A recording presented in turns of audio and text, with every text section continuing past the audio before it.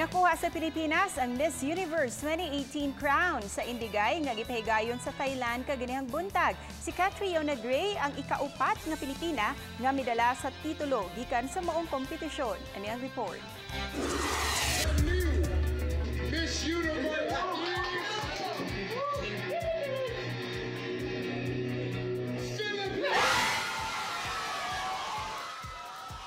Standout gikan sa 93 ka mga kandidata sa tibuok kalibutan si Catriona Gray atol sa 67th Miss Universe pageant nga gipahigayon sa Impact Arena, Muang Thong Thani sa probinsya sa Non Tan Bori, Thailand. Sawa pa ang koronasyon, mi standout na si Catriona ilabi na sa mga Pilipino dihang iyang gipakita ang kaanindot sa Pilipinas ug ang maayong hiyas sa mga Pinoy. Usa sa video nga iyang gihimo mao ang pagpakita sa hiyas sa Kabisayan. Gani atol sa Coronation Night sa final round, iyang girampa ang mayon volcano-inspired gown nga gidisenyo sa atong kababayan nga si Mac Tumang.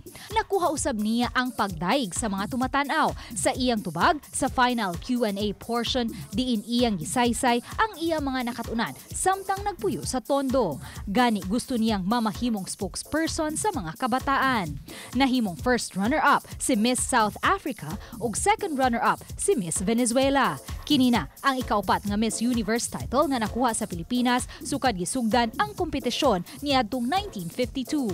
Unang nakoronahan si Gloria Diaz niadtong 1969, Margarita Moran niadtong 1973, Pia Wurtzbach niadtong 2015 ug 2018 si Catriona Gray.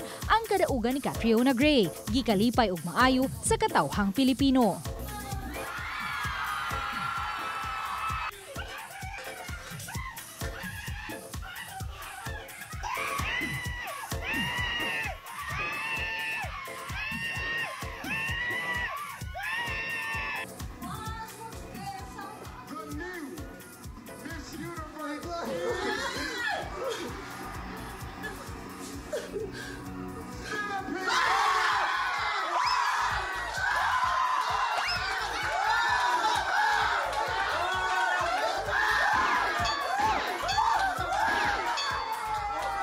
Uban ni Demi Hernani, Luan Narondina, Balitang Bisda.